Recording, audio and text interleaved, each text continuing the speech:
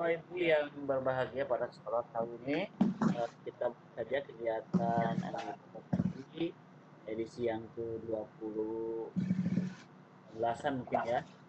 Hari ini kita akan bersama-sama belajar tentang ekologi laut bersama dengan Ibu pemateri kita. Alhamdulillah sudah hadir di tengah-tengah kita, itu Ibu Asti yang saat ini sedang berdomisili di Jerman.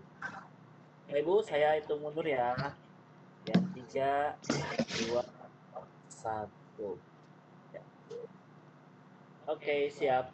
Ya Bapak Ibu, Alhamdulillah sudah bergabung bersama kita. Kita 27 partisipan yang insya Allah akan biasanya bertambah seiring dengan waktu. Kita pada kesempatan kali ini sudah didampingi oleh Ibu materi kita, Ibu Asti. Beliau seorang praktisi ya di bidang peneliti Bu ya, di bidang ekologi laut untuk konservasi. Kemudian yang akan bertindak sebagai moderator pada malam hari ini yaitu Ibu Cici dari Kota Depok. Saya sendiri yang bertindak sebagai host, Hendra. Perkenalkan, nama saya Hendra dari Kota Cimahi. Kemudian juga tak lupa ada Pak Abdurrahman yang sudah bergabung dengan ya. Silakan Ibu Titi. Terima kasih.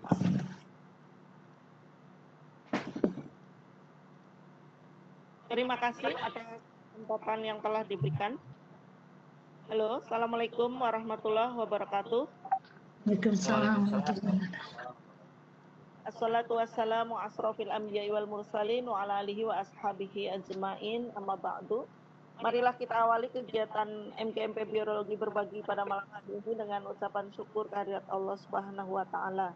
Alhamdulillahirabbil alamin, atas sehat, nikmat umur, sehingga kita berkesempatan untuk terus menggali ilmu dan wawasan mengenai biologi. Khususnya pada kesempatan malam hari ini adalah mengenal pengantar biologi laut untuk konservasi.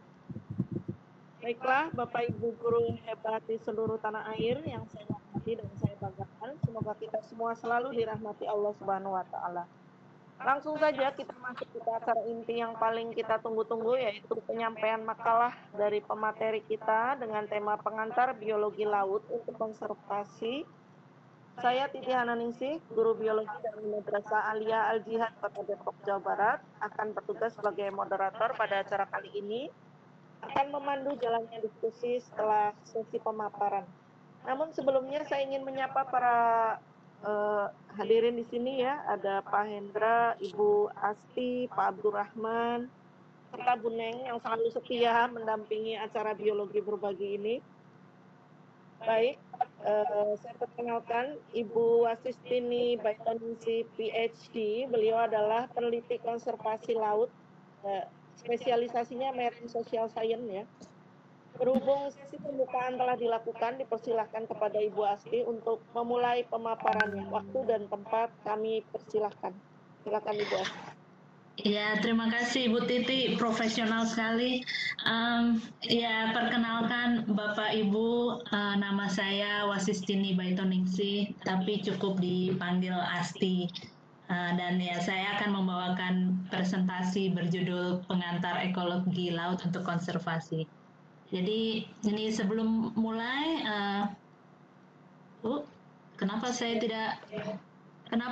ini saya tidak mau? Oh ya. Ya, ini sebelum mulai ya, saya akan menjelaskan sedikit latar belakang saya di bidang biologi. Jadi saya lulus S1 Biologi dari Universitas Indonesia tahun 1997. Lalu saya bekerja di beberapa tempat ya, sampai akhirnya saya memutuskan untuk melakukan studi S2. Karena pengalaman kerja saya waktu itu banyak bekerja dengan orang asing ya, jadi saya ingin melakukan studi S2 saya di luar negeri. Tapi tentu saja saya tidak punya banyak biaya untuk itu. Jadi saya harus mencari beasiswa.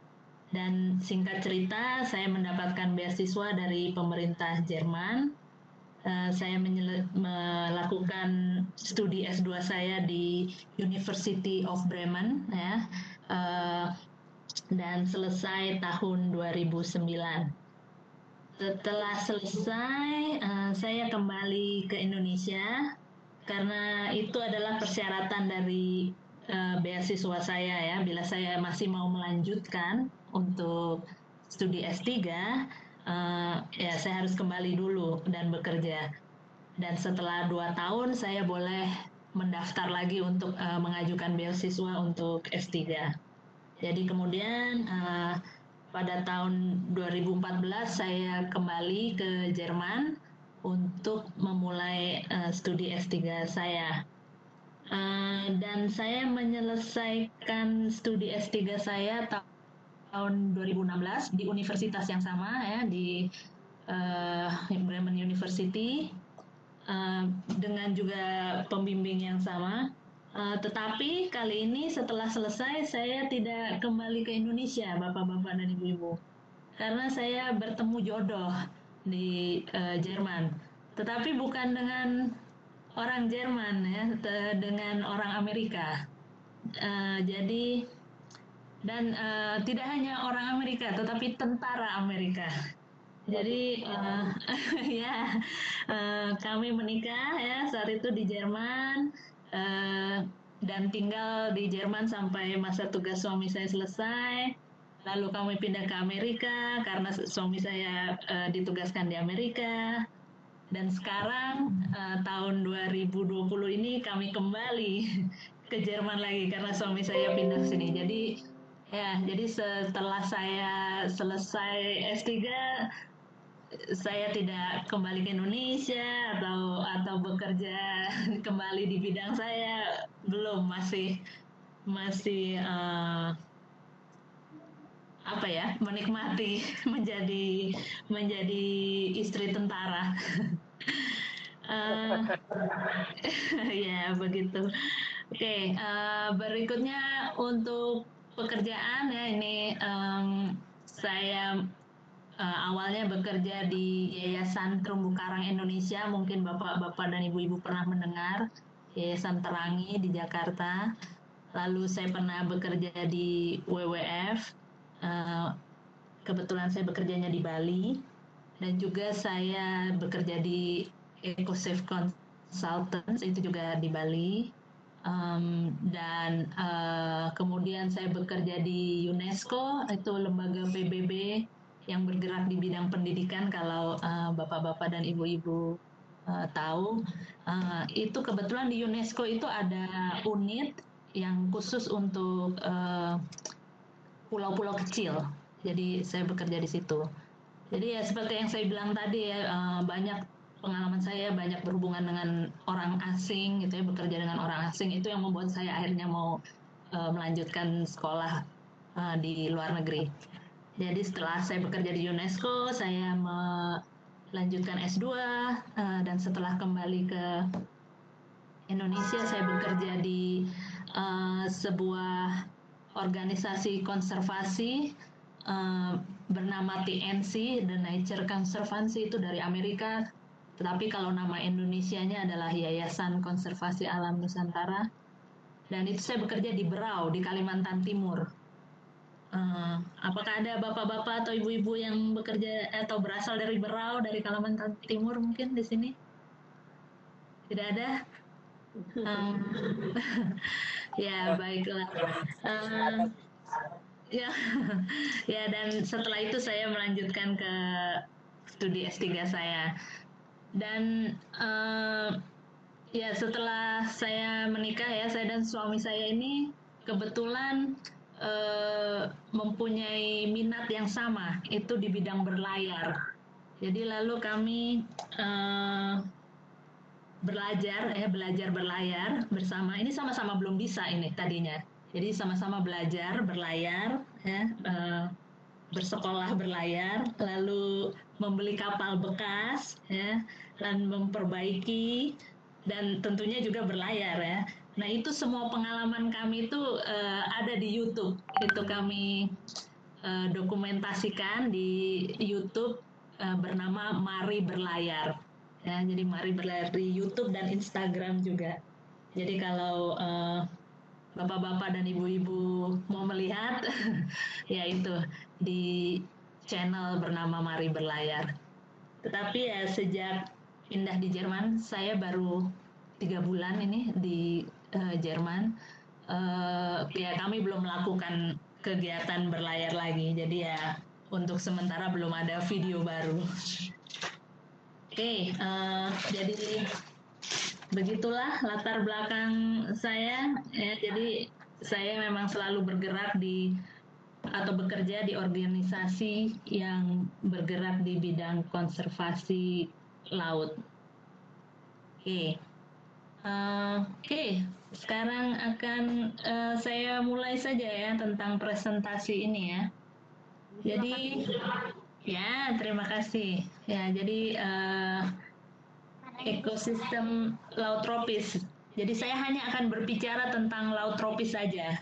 Karena Indonesia berada di wilayah iklim tropis kan, jadi saya tidak akan berbicara tentang ekosistem laut seluruh dunia. Ya baiklah, jadi di laut tropis pada umumnya terdiri dari 3 macam ekosistem, yaitu hutan bakau, ya seperti ini gambarnya, ya, hutan bakau atau mangrove. Ya. Lalu ada juga terumbu karang yang kedua, ya. Ini, dan yang ketiga padang lamun.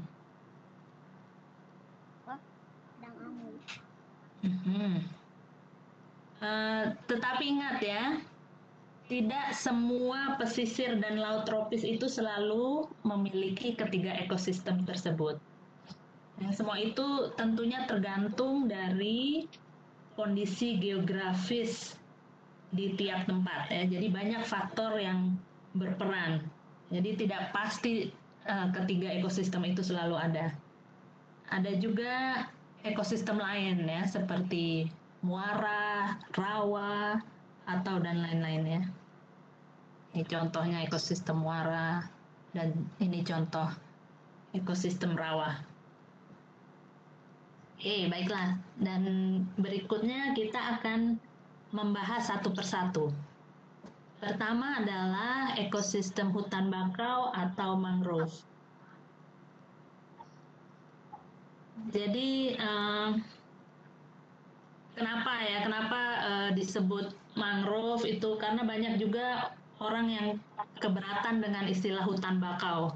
Karena di ekosistem ini tidak hanya terdiri dari hutan bakau ya, terdiri dari banyak tumbuhan.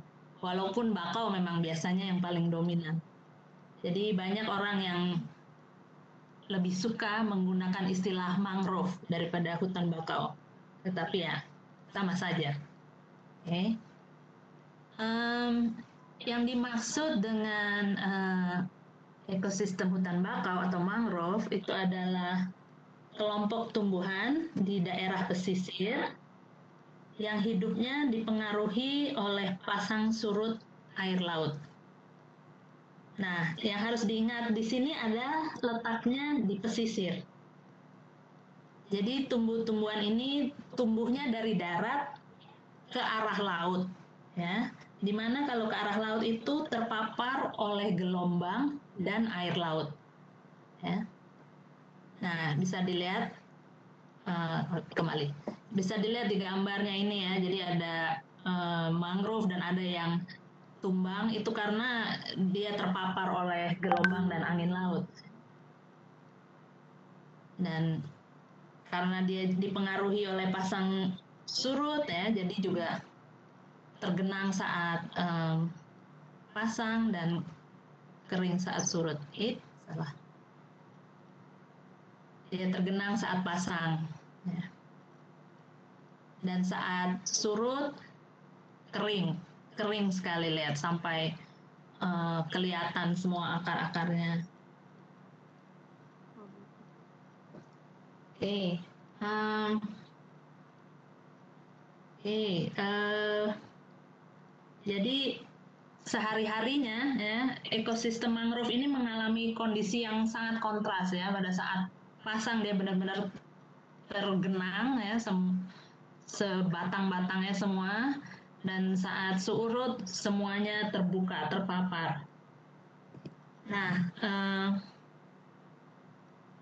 karena juga dipengaruhi pasang surut ya, jadi tanahnya tidak padat, tanah tempat substratnya ini ya, tempat tinggal mangrove itu tidak padat. Biasanya adalah pasir, lumpur, atau juga gambut ya. Kalau di Kalimantan itu banyak yang gambut. Terus dan yang seperti saya sebutkan sebelumnya ya, ini gambarnya. Karena dipengaruhi pasang surut juga, jadi dia terkena garam. Ya, karena itu air laut ya, jadi terkena garam dan saat surut terkena panas sinar matahari.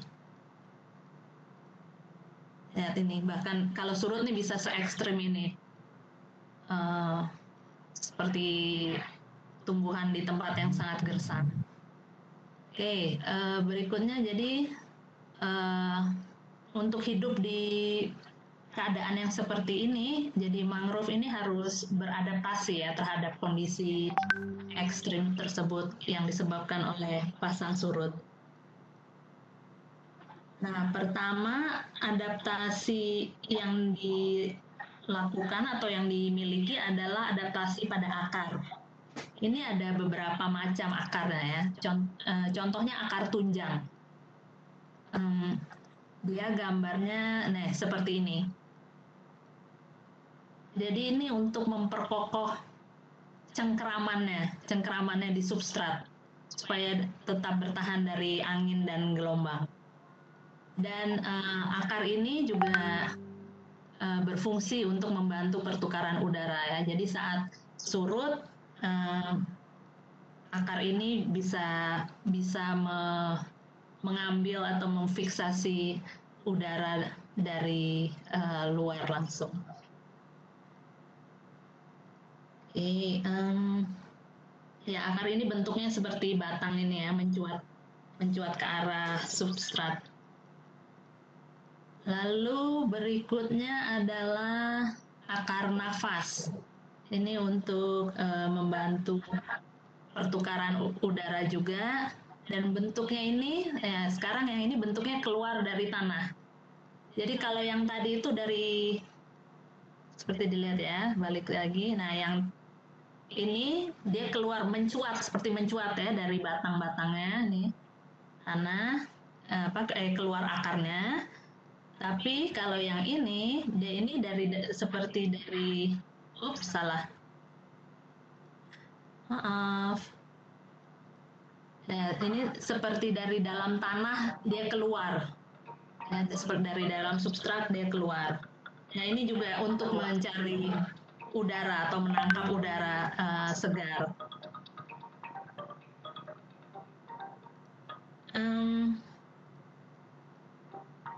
Yang jadi akar tunjang tadi dan akar nafas ini yang biasanya paling sering ditemui di Indonesia ya. Kalau mungkin Bapak dan Ibu melihat yang contoh dua lain berikutnya, ya tolong beritahu saya ya, karena saya biasanya melihat hanya dua itu, jarang sekali melihat yang dua berikutnya. Ya ini contoh akar nafas lagi. Oke, lalu ada juga akar lutut ya. Dia membantu untuk memperkokoh posisinya dan membantu pertukaran udara. Nih bisa dilihat nih agak berlekuk-lekuk ini seperti lutut. Nah, itu fungsinya untuk memperkokoh ya. Dan terakhir akar papan. Sama juga fungsinya tetap untuk memperkokoh dan membantu pertukaran udara. Nah, ini seperti pelebaran akar ya, bentuknya seperti papan. Oke, ya jadi itu adalah bentuk-bentuk adaptasi akar mangrove. Dan ya seperti saya bilang, yang dua terakhir ini, yang C dan D ini, ya saya jarang melihatnya di Indonesia. Ya paling tidak di Sumatera dan di Bali, tidak Sumatera, di Bali dan di Kalimantan itu sepertinya jarang saya melihatnya. Oke, berikutnya, adaptasi berikutnya adalah tentang daunnya. Nah, seperti yang saya bilang tadi ya, harus adaptasi di kondisi yang ekstrim setiap hari. Itu daun mangrove akhirnya tebal dan juga berlilin. Karena fungsinya ini untuk mencegah penguapan air atau evaporasi.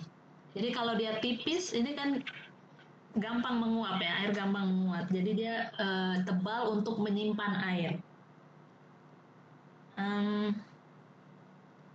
Lalu juga ya beberapa tumbuhan mangrove bahkan dia bisa mengarahkan daun-daunnya untuk menghindari terik sinar matahari. Jadi dia bisa sedikit menekuk dirinya untuk supaya terhindar dari panasnya matahari. Dan ada juga tumbuhan-tumbuhan mangrove yang dapat mengatur bukaan mulut daunnya atau stomata untuk mengeluarkan garam. Jadi seperti yang saya bilang tadi bahwa karena dipengaruhi pasang surut setiap hari dan itu airnya air asin, air laut, tentunya ada garam yang tertinggal.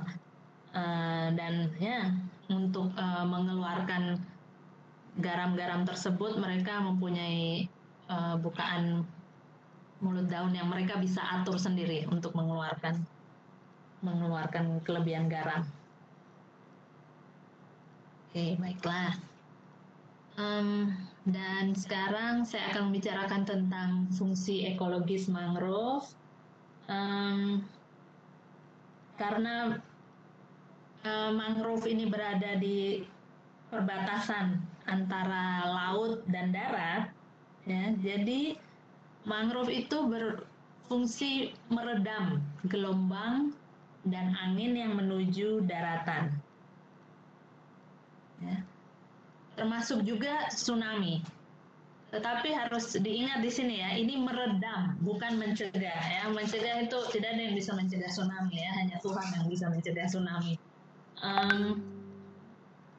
Jadi seperti peristiwa tsunami di Aceh ya, bapak-bapak dan ibu-ibu pasti masih ingat juga. Setelah peristiwa tsunami pernah ada penelitian ya, dan ternyata daerah-daerah yang mangrove-nya masih bagus ya, masih lestari, itu tuh kerusakannya lebih ringan dibanding daerah yang mangrove-nya sudah rusak atau sudah terbuka ya, sudah dibuka. Jadi ya tsunami memang tidak bisa dihindari, tapi bisa diminimalkan kerusakannya. Dan itu adalah salah satu peran mangrove. Kemudian selain itu juga mangrove berfungsi untuk mencegah abrasi. Karena substratnya itu tadi substrat yang tidak terlalu padat itu di antara laut dan darat diikat dengan akar-akar mangrove. Jadi ya sebetulnya sama seperti pohon-pohon di darat ya yang bertugas untuk mencegah erosi. Nah di laut itu adalah tugasnya mangrove. Dan yang ketiga, fungsi mangrove adalah habitat berbagai macam biota. Ya, baik itu untuk tempat hidup atau juga hanya untuk tempat memijah beberapa biota atau juga hanya untuk menghabiskan masa waktu atau masa larva atau masa juana itu. Jadi habitat untuk biota. biota-biota laut. Nah, ya tadi itu jadi itu demikian ya tentang mangrove. Dan sekarang berikutnya saya akan melanjutkan ke ekosistem berikutnya. Ya, mungkin ini ekosistem yang paling terkenal di laut tropis, yaitu ekosistem terumbu karang. Yang dimaksud dengan ekosistem terumbu karang itu atau terumbu karang adalah struktur karang yang dihasilkan dari simbiosis antara hewan-hewan karang dan alga zooxanthellae. Nah, seperti yang ya bapak-bapak dan ibu-ibu tahu ya, zooxanthellae itu adalah alga atau tumbuhan yang sangat sederhana. Ya. Jadi alga zooxanthellae ini berfotosintesis dan hasilnya dimanfaatkan oleh hewan karang untuk membangun struktur terumbu. Dan kedua makhluk ini tinggal di dalam struktur terumbu tersebut. Ya. Tapi pada kenyataannya sebetulnya ini struktur yang kompleks ya. Ini saya perlihatkan gambarnya ya. Ini terumbu ya, atau hewan karang atau juga disebut polip, dan dia memiliki tentakel-tentakel, dan zooxanthellae itu hidup di dalam atau pada tentakelnya. Itu secara sejarah itu hanya gambaran umum ya, secara sederhananya. Pada kenyataannya terumbu karang ini sistem yang sangat kompleks ya, dan melibatkan banyak aspek, banyak spesies, dan masih banyak aspek yang belum terungkap dari terumbu karang. Jadi seperti saya bilang, ini hewan karang itu tidak hanya satu spesies, tapi ada berbagai macam spesies. Dan bagaimana spesies hewan karang yang satu berinteraksi dengan zooxanthellae yang lain itu juga belum diketahui. Kenapa ada spesies karang tertentu yang berinteraksi dengan zooxanthellae dan mengapa spesies karang lain tidak, atau bahkan kadang juga bisa berganti ya antara hewan karang dengan zooxanthellae-nya itu masih banyak yang belum terungkap. Tapi ya secara sederhana itu adalah merupakan simbiosis, mutualisme yang membentuk sebuah ekosistem berupa terumbu karang. Oke, kita lanjutkan. Jadi ya, kata kuncinya adalah fotosintesis tadi ya. Jadi karena berfotosintesis artinya terumbu karang itu berada di laut yang terkena sinar matahari sepanjang tahun. Artinya ya, dia memerlukan sinar matahari yang konstan sepanjang tahun. Ya. Dan karena juga membutuhkan sinar matahari, jadi dia hanya berada di laut di mana sinar matahari masih bisa tembus. Ya, jadi tidak ada di laut yang dalam, tidak ada. Hanya sampai matahari yang tembus, yaitu kurang lebih sampai 30 meter, kedalaman 30 meter. Tetapi tidak hanya itu saja, ya. Intensitas mataharinya itu yang harus juga cukup supaya ekosistem terumbu karang bisa terus berproduksi untuk menunjang hidup spesies-spesies yang ada. Ya. Oke, jadi saya beri contoh perbandingan ya. Sekarang saya tinggal di Jerman, negara dengan 4 musim. apakah matahari ada sepanjang tahun? Ya, tentu saja ada. Ya, tetapi ya bahkan musim dingin tetap ada, matahari tetap ada. Tetapi intensitasnya yang berkurang. Ya, jadi seperti kita tahu saat sebelum musim dingin, ya kalau di sini tumbuh-tumbuhan itu menggugurkan daunnya, ya, itu makanya disebut musim gugur. Ini karena intensitas sinar mataharinya sudah mulai berkurang dan sudah tidak cukup untuk melakukan fotosintesis, sehingga tumbuh-tumbuhan ini tidak merasa perlu ya, atau ya tidak ada gunanya untuk punya daun karena mereka tidak bisa berfotosintesis karena tidak cukup, sinar mataharinya tidak cukup. Nah, itu kira-kira logikanya seperti itu. Jadi kembali ke terumbu karang, jadi ekosistem terumbu karang ini hanya bisa ditemukan di daerah tropis dan hanya sebagian kecil saja di daerah subtropis.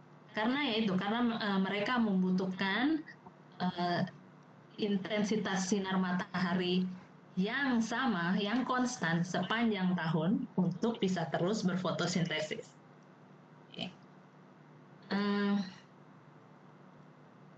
Dan setelah itu ada juga faktor lain yang mempengaruhi keberadaan terumbu karang atau kesuburan, mungkin bisa dibilang seperti itu. Yaitu adalah tingkat kadar garam atau salinitas. Kalsium karbonat itu zat kapur yang untuk membentuk terumbu karang itu hanya bisa dihasilkan di dalam salinitas antara 32 sampai 40 ppm.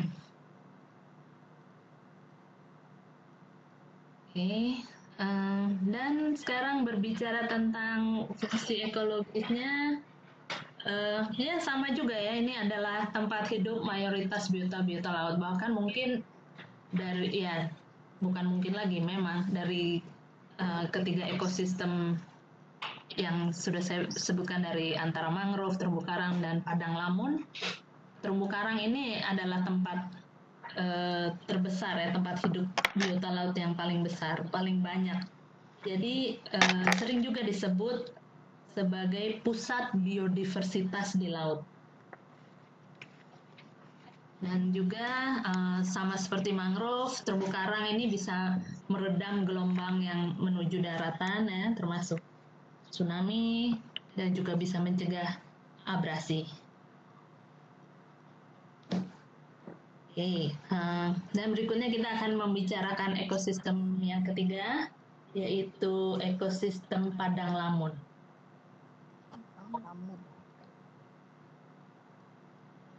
Ekosistem padang lamun, yang dimaksud dengan padang lamun adalah padang, ya, tapi terdapat di laut. Kalau di darat kita suka menyebut ada padang. Nah, kalau di laut itu namanya padang lamun.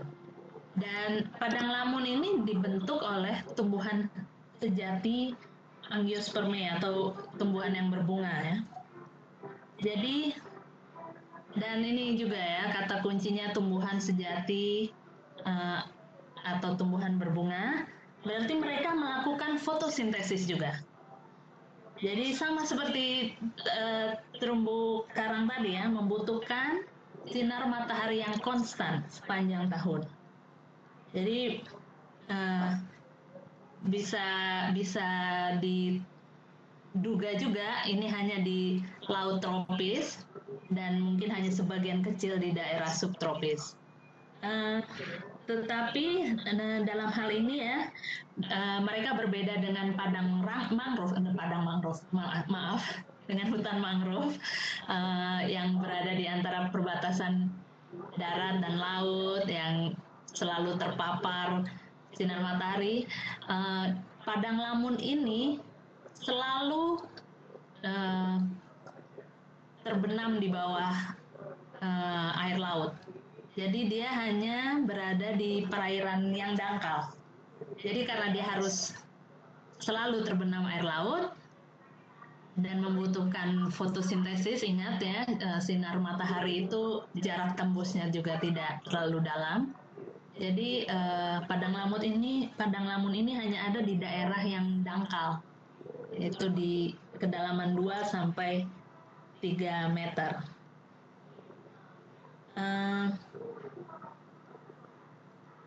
Lalu ya ini contohnya, contoh padang lamun. Dan ya seperti saya bilang, ini tumbuhan sejati ya, artinya mereka punya akar, batang, daun, dan bahkan juga bunga. Ya.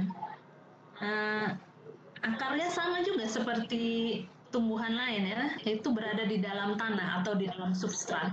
Dalam hal ini adalah substrat pasir.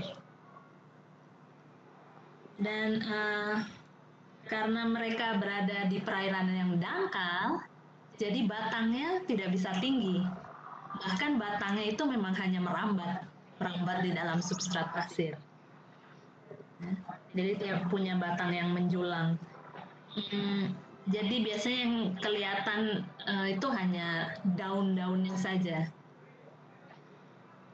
Kalau melalui mata telanjang itu kita lihat di permukaan dasaran berpasir ya hanya daun-daun saja. Nah, karena lamun ini ya, lamun bentuknya seperti rumput adanya di laut. Apakah lamun berarti rumput laut? Ya itu bukan. Jadi ini biasanya ada kesalahan, ada salah kaprah ya, menyebut lamun sebagai rumput laut, padahal itu bukan. Ya. Kenapa? Jadi saya jelaskan ya, apa bedanya lamun dan rumput laut. Jadi lamun ini adalah tumbuhan sejati, ya. Sedangkan rumput laut adalah alga, yang berarti dia tidak memiliki akar, batang, dan daun, atau kalau memiliki mungkin hanya fungsi yang menyerupai akar atau batang atau daun, ya. Tapi sungguhnya bukan. Dan lalu juga lamun ini berada di perairan pantai yang dangkal, sedangkan rumput laut hidup melekat di terumbu karang. Jadi beda, tempatnya saja sudah beda. Memang kadang-kadang karena rumput laut itu melekat ya, jadi dia bisa lepas juga, terkena gelombang dia lepas dan mengapung-apung aja di perairan laut tuh, mengapung-apung. Ya, tetapi itu akarnya itu bukan akar sejati, hanya sel yang berfungsi sebagai akar. Oke, dan yang ketiga, nah ini yang membuat orang salah kaprah adalah, jadi entah kenapa saya juga tidak tahu ya. Jadi seaweed itu ya, kalau dalam bahasa Inggris seaweed, alga itu diterjemahkan sebagai rumput laut kalau di Indonesia. Sedangkan seagrass yang secara harfiah itu artinya rumput laut, ya, tetapi dalam bahasa Indonesia itu menjadi lamun. Jadi kalau orang dalam bahasa Inggris ya, dalam bahasa Inggris disebut seagrass, itu adalah yang dimaksud adalah padang lamun, ekosistem yang ekosistem tersendiri ya, ekosistem di dasaran berpasir. Tetapi kalau yang disebut seaweed atau alga, ya itu adalah salah satu biota yang tinggal di terumbu karang. Jadi ya saya tidak tahu bagaimana asal muasalnya, kenapa kesalah kaprahan ini bisa terjadi, tapi ya itulah kenyataannya ya. Jadi kalau mungkin Bapak dan Ibu membaca artikel berbahasa Inggris yang mengatakan seagrass, itu berarti lamun, bukan rumput laut. Yang kita maksud dengan rumput laut itu adalah alga atau seaweed. Dan ini bisa dilihat ya, jadi bunga di padang lamun. Oke, ya sekarang tentang fungsi ekologisnya, karena merupakan tumbuh-tumbuhan ya, padang tumbuh-tumbuhan juga seperti hutan ya, jadi fungsinya adalah produsen primer ya, menghasilkan makanan untuk biota-biota lain. Nah, dan juga tentu saja karena dia tumbuhan, itu fungsinya untuk menguatkan substrat atau mencegah abrasi, sama juga seperti tumbuh-tumbuhan di darat, dan juga berfungsi untuk mendaur zat hara. Jadi kurang lebih sama seperti tumbuh-tumbuhan di darat ya. Jadi sama saja, dan juga tentunya ini adalah tempat hidup biota-biota laut, terutama dalam mencari makan ya, karena ini adalah produsen primer. Dan yang paling terkenal ya, biota paling terkenal yang tinggal di padang lamun adalah duyung.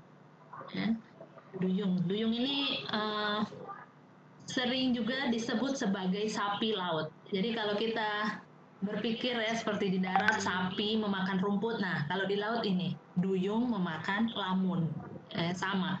Jadi sapi seperti sapi dan yang dimakan juga seperti rumput. Ini dia. Ya, ya itulah tadi ya. Jadi sedikit pengenalan tentang ekosistem utama di laut tropis. Sekarang kita akan membicarakan tentang perlunya atau pentingnya ekosistem atau perlunya konservasi laut. Ya. Jadi kita tadi sudah melihat ya betapa pentingnya ekosistem laut untuk manusia. Ya, jadi ya memang itu berperan penting untuk hidup kita. Jadi sebagai sumber pakan, sumber protein kita, juga untuk melindungi hidup kita ya. Jadi itu kenapa perlu dikonservasi. Kalau misalkan ada yang bertanya, yang mana yang paling penting untuk dikonservasi? Ya tidak ada, semuanya sama pentingnya karena semuanya saling berhubungan. Ya, jadi tidak bisa hanya mau mengkonservasi mangrove saja, lalu terumbu karangnya tidak dikonservasi atau padang lamunnya itu tidak bisa karena semuanya saling berhubungan. Dan ya biota-biota laut ya, beberapa biota laut itu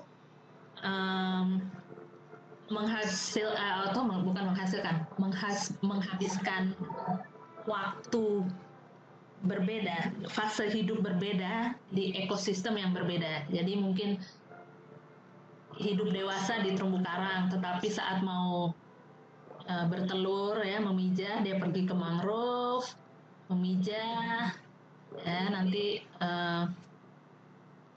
telurnya atau anakannya itu atau larvanya itu tinggal di mangrove atau mungkin di padang lamun juga. Lalu nanti setelah dewasa kembali ke terumbu karang. Jadi semuanya serba terkait, ya tidak bisa dipisahkan. Bahkan kalau bicara keterkaitan ya, tentu saja laut ini berhubungan dengan sungai, dan sungai itu mungkin ya asalnya dari gunung, hulunya ada di gunung. Jadi kalau bisa konservasi ya semua dari hulu ke hilir. Dan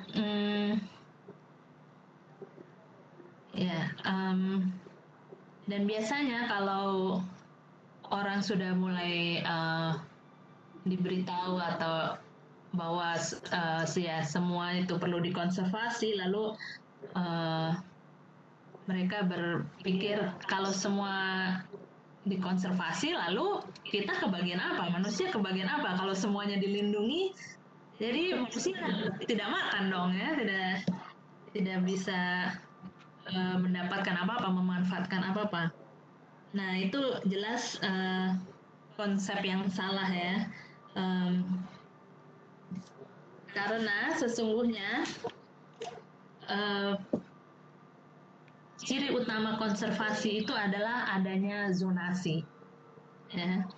Artinya ada pembagian zona-zona untuk kegiatan-kegiatan tertentu. Contohnya memang ada zona inti, itu yang biasanya sepenuhnya tertutup, tidak boleh ada kegiatan. Tetapi ada juga zona-zona lain ya, seperti zona pemanfaatan terbatas, zona pariwisata, ya, dan lain-lain. Zona-zona ini ditentukan oleh kita sendiri ya, jadi mana yang sesuai dengan jenis-jenis kegiatan yang memang sudah ada di daerah yang akan dikonservasi. Jadi tentunya yang kegiatan yang dimaksud ini adalah kegiatan-kegiatan yang ramah lingkungan ya. Jadi kalau misalkan ada praktek-praktek yang tidak ramah lingkungan seperti contohnya menangkap ikan dengan cara merusak atau mengebong karang, itu ya itu jelas tidak akan ada zonanya ya. Jadi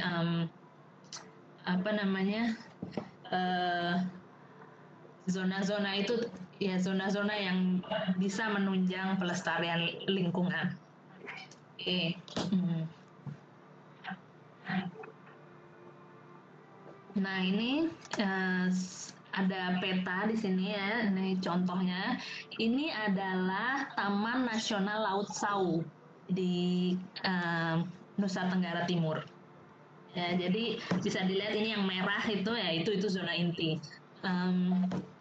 Tetapi ada juga warna-warna lainnya ya. Jadi itu ada bermacam-macam zona ya untuk kegiatan-kegiatan yang berbeda juga.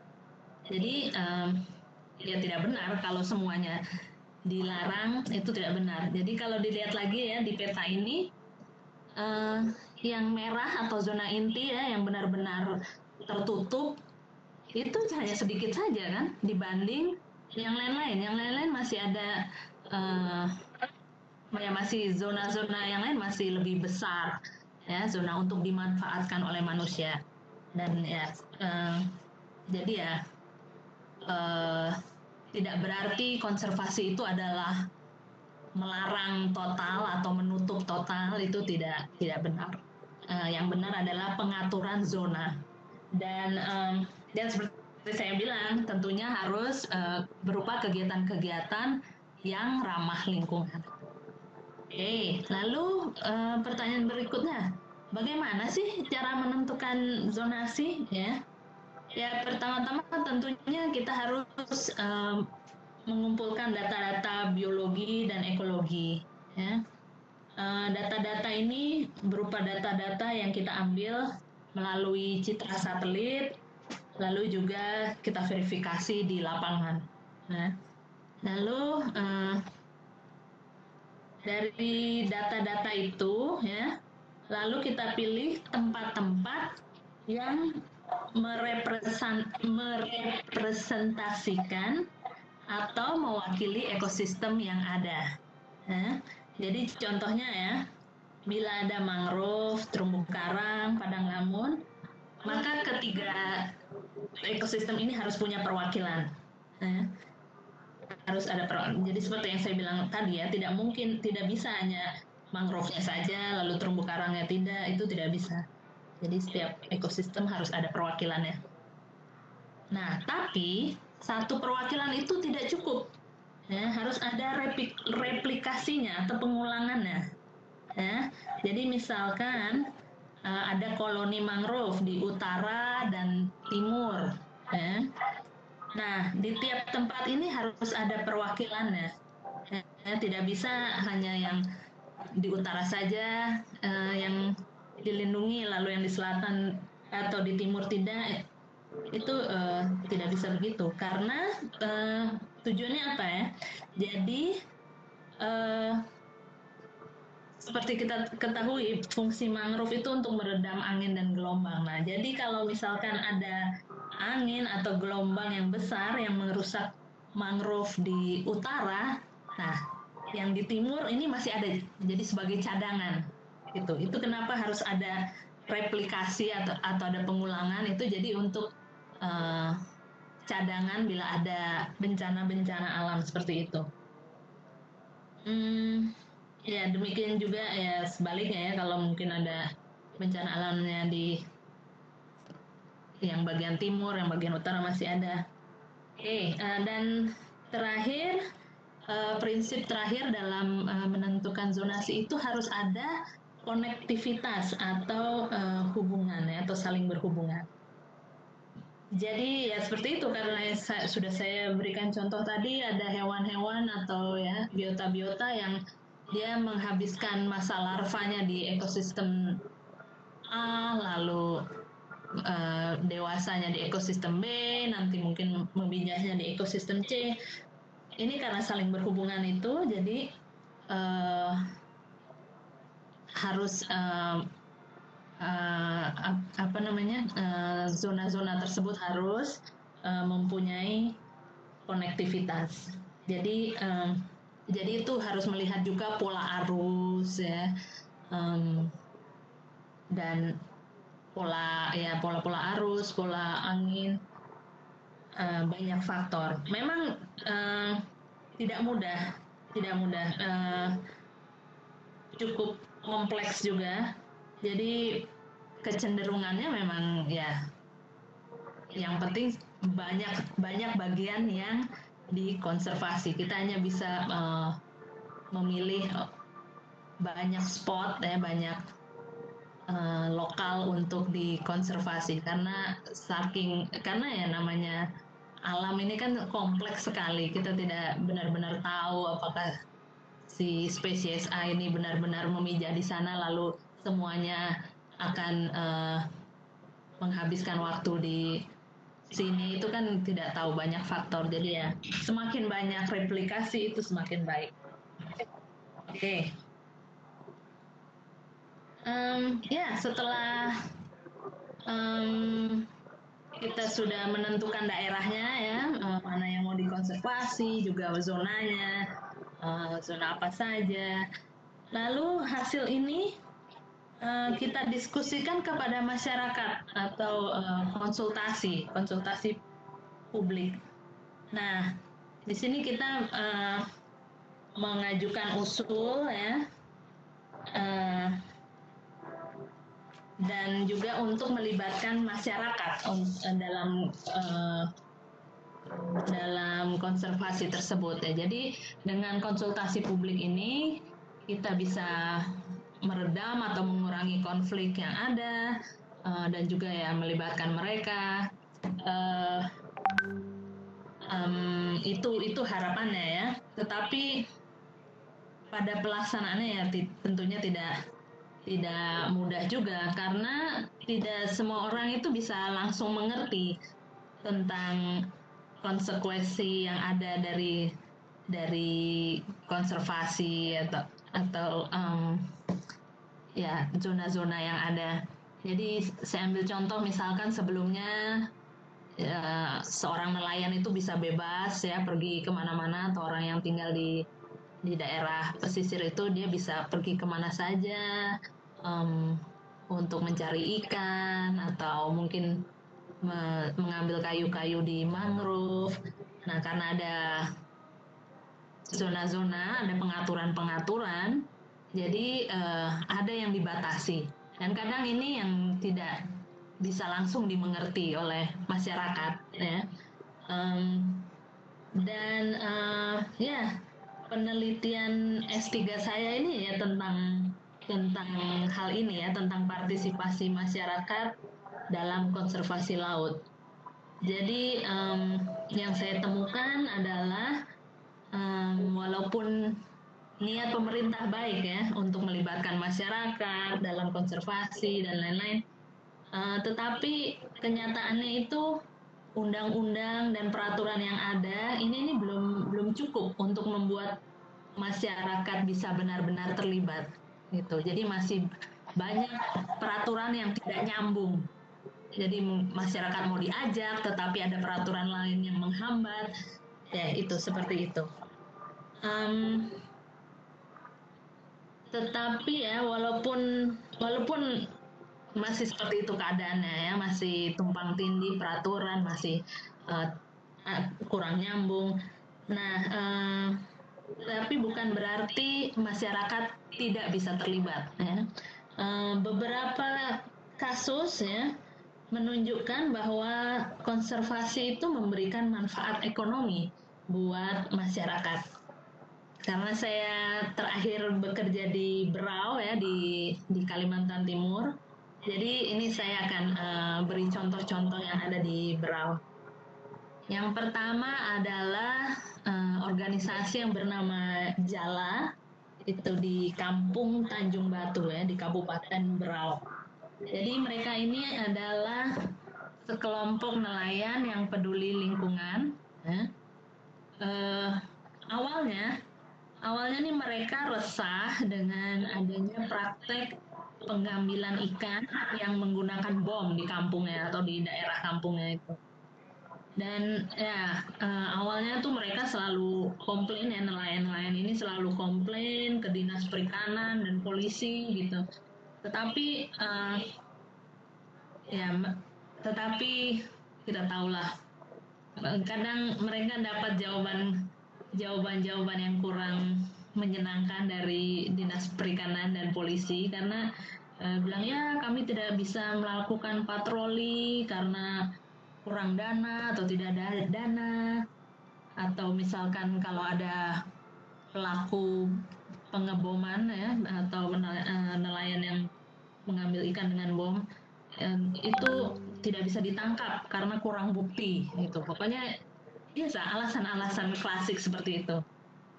Akhirnya nelayan-nelayan yang tidak suka dengan praktik pengeboman ini, ada mereka membentuk kelompok nelayan yang bernama Jala. Ini singkatan dari jaringan nelayan, Jala.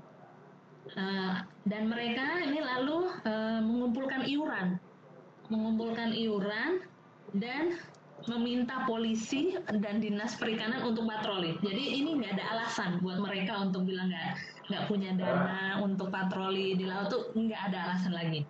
Ini mereka yang biayai. Jadi akhirnya ini memberi seperti tekanan sosial ya untuk polisi, untuk dinas perikanan. Orang masyarakat sudah minta kok masih nggak mau gitu kan. Jadi akhirnya ya mereka akhirnya berpatroli dibiayai masyarakat dan praktek pengebomannya memang akhirnya jauh berkurang dari sebelumnya. Masih ada tetapi ya sudah mulai jauh berkurang. Jadi itu awalnya kelompok nelayan ini Jala terbentuk. Makin lama tentunya mereka makin dikenal ya, dan juga selalu terlibat di kegiatan-kegiatan konservasi, terutama di tingkat Kabupaten Berau. Dan sekarang ini ya Jala akhirnya bermitra dengan Pemda Berau itu mengelola hutan wisata mangrove nih, seperti dilihat di fotonya ya.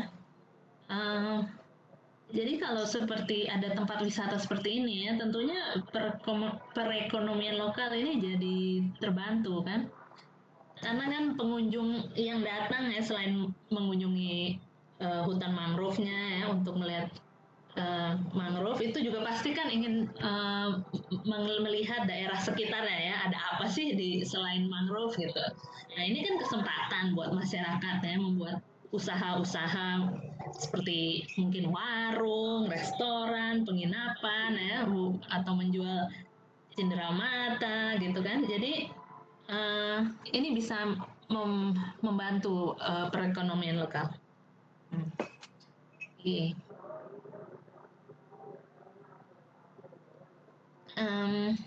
Lalu berikutnya, itu tadi salah satu gambar lagi dari hutan mangrove di Tanjung Batu di Berau. Berikutnya adalah, ini ada bapak ini ya, namanya Pak Ismail. Ini beliau anggota Jala. Nah, beliau ini adalah pengepul atau pengumpul ikan, ya. Eh, tapi dia ini punya komitmen ya, dia hanya mau menerima ikan-ikan yang ditangkap secara ramah lingkungan. Awalnya sih alasannya sederhana saja ya, menurut dia ikan-ikan yang ditangkap dengan ramah lingkungan itu kualitasnya lebih bagus dari yang ditangkap dengan menggunakan bom. Jadi tapi ya sekarang akhirnya membuahkan hasil ya, dia dengan konsistensinya ini, dengan istiqomahnya ini ya, dia hanya mau menerima ikan-ikan yang ramah lingkungan. Produknya ini jadi laris karena ya memang benar, memang kualitasnya lebih bagus ya. Rasanya lebih enak juga, bagian dalam ikannya juga tidak hancur kan. Jadi sekarang pasarnya dia ini, pasar Pak Ismail ini jadi luas, semakin luas. Dia bisa menjual ikan tidak hanya di Kabupaten Berau saja, tapi juga keluar dari Kabupaten Berau. Bahkan mungkin kalau tidak salah sudah ada pengekspor yang bekerja sama dengan Pak Ismail ini. Gitu. Lalu berikutnya lagi, nah ini ada lagi kelompok masyarakat lain di Kampung Biduk-Biduk, masih di Kabupaten Berau ya. Jadi ada namanya ini Lek Malamin. Kalau di sini kelompok ini mengelola daerah namanya Danau Labuan Cermin. Ya, jadi Danau Labuan Cermin ini cantik sekali, Bapak-bapak, Ibu-ibu. Ini memang seperti cermin ya. Kalau dilihat di fotonya ini ya, perahu ini seperti mengambang ya. Iya benar, ini seperti itu. Cantik sekali. Saya ke sana berkali-kali tidak pernah bosan karena sangat cantik. Jadi tapi waktu awal saya datang ke sana ya, waktu mereka masih belum banyak mendapatkan pelatihan ya, kelompok ini belum mendapatkan banyak pelatihan, itu masih agak kotor ya, jadi orang buang sampah sembarangan di dalam danau. Mereka yang datang ke danau mungkin mandi-mandi atau keramas, itu sabunnya dibuang, botol sampo-nya dibuang, dan itu ada di dasar danau. Tapi setelah akhirnya mereka berkomitmen, jadi ya benar-benar membersihkan danaunya ya. Mereka benar-benar pergi menyelam, mengambil satu-satu itu sampahnya, dibersihkan lalu dirawat, dan juga mengatur ya bahwa tidak bisa banyak pengunjung sekaligus datang ya. Jadi dibatasi setiap berapa menit hanya oleh berapa pengunjung, nanti keluar lagi gitu ya, supaya tidak mengganggu ekosistem di dalamnya.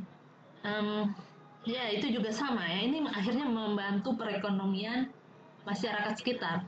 Tadinya itu hanya ada satu restoran atau warung makan ya di dekat Danau Labuan Cermin ini. Sekarang hampir semua rumah membuka, kalau tidak usaha rumah makan ya usaha penginapan ya.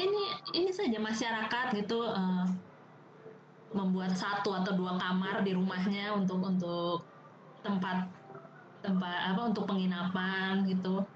Lalu apalagi ya, tempat-tempat seperti menyewakan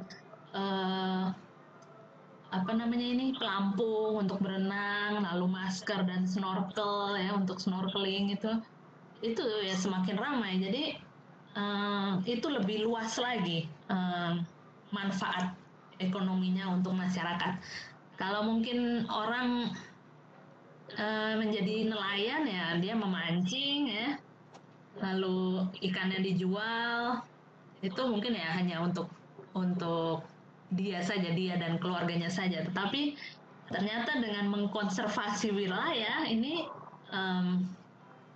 orang yang mendapatkan manfaat lebih banyak ya, rumah tangga yang mendapatkan manfaat ini lebih banyak. Jadi ya itulah kesimpulannya ya, atau akhir kata.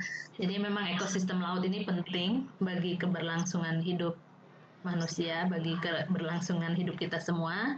Jadi kenapa itu perlu dijaga atau dilindungi, dan ternyata dengan melindungi itu pun membawa manfaat ekonomi. Jadi bukan berarti terus terhenti atau ya kegiatan manusia terhenti. Tidak, ini justru membuka kesempatan lain lagi gitu.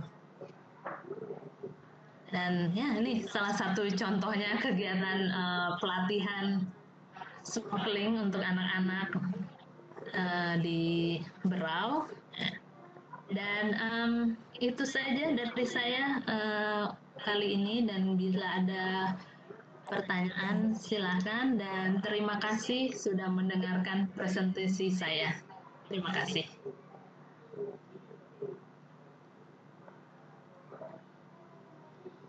Halo. Halo ya. Ya. Baik. Ada Bu Asti, Bu Pambaheri, karena telah memberikan pemaparan yang begitu jelas buat kami ya. Seolah-olah kita semua diajak diving bersama. Karena Iya. begitu ini saya juga jadi teringat dulu pernah praktikum ekologi laut ke daerah Kampung Wasitop. Jadi kami menggunakan perahu motor sampai di wilayah pulau kecil Kampung Laut, kemudian kita melanjutkan perahu kecil ya. Di situ kita melihat komunitas ekosistem mangrove ya. Kemudian kita melihat ada rajungan lobster ya, ikan. Itu sumber daya laut yang begitu potensial untuk negeri kita ya. Dalam jadi lebih aman. Tapi kebanyakan daerah mangrove yang ada di tepi-tepi pantai itu banyak yang ekosistemnya rusak karena gitu ya, Bu ya. Iya, bisa jadi juga ya memang dibuka ya. Jadi karena memang contohnya aja untuk tambak udang itu banyak orang membuka hutan mangrove untuk, karena mereka berpikir lebih menghasilkan uang untuk membuat tambak udang daripada membiarkan mangrove begitu saja gitu. Iya, menarik sekali Bu. Ini kegiatan yang plusnya online ya. Kita bisa melihat efektivitas dan efisiensi. Saya tidak terbayang kalau harus mendatangkan Bu Asti ke Indonesia menjadi narasumber. Baik, kita masuk ke sesi tanya jawab Bu, karena ini kelihatannya responden sudah penasaran banget ya. Saya mengumpulkan pertanyaan, tapi ya sekitar kita ya, ekologi laut, bagaimana penerapan ekologi laut untuk siswa Madrasah Aliyah atau SMP. Sebelum memulai sesi tanya jawab, saya akan menyampaikan beberapa ketentuannya ya. Yang pertama adalah kesempatan melakukan kegiatan tanya jawab disediakan 2 kali ya, 2 termin. Kemudian jumlah pertanyaan masing-masing penanya masing-masing ada 2 pertanyaan. Untuk penanya silakan bisa menekan tombol raise hand atau menulis pertanyaan pada papan chat yang sudah disediakan untuk kemudian kami sampaikan kepada narasumber. Baik, di sini saya sudah mengumpulkan ada 3 penanya Bu ya. Yang pertama adalah menurut beliau ya, ini adalah tentang Padang Lamun. Nah, sistem Padang Lamun itu wilayahnya berada di zona apa? Apakah zona Vortex gitu? Kan ada band. Ya. Nah, ini untuk Padang Lamun ini termasuk di daerah mana? Kemudian nanti mungkin penjelasannya biar lebih jelas ya. Kemudian pertanyaan yang kedua adalah apakah Padang Lamun ini dapat dijadikan sebagai konsumsi bahan makanan bagi manusia? Artinya ini sebagai alternatif sumber daya pangan ya. Diversifikasi makanan. Mungkin kalau rumput laut kita udah biasa ya, tapi kalau seagrass rumput ada di laut, apakah berpotensi untuk dijadikan sebagai sumber makanan? Kemudian yang ketiga adalah beliau tertarik dengan konservasi terumbu karang di daerah Banyuwangi, Jawa Timur. Alhamdulillah di Jawa Timur hampir di ujung Jawa ini. ya. Kawasan terumbu karang Bangkring Underwater.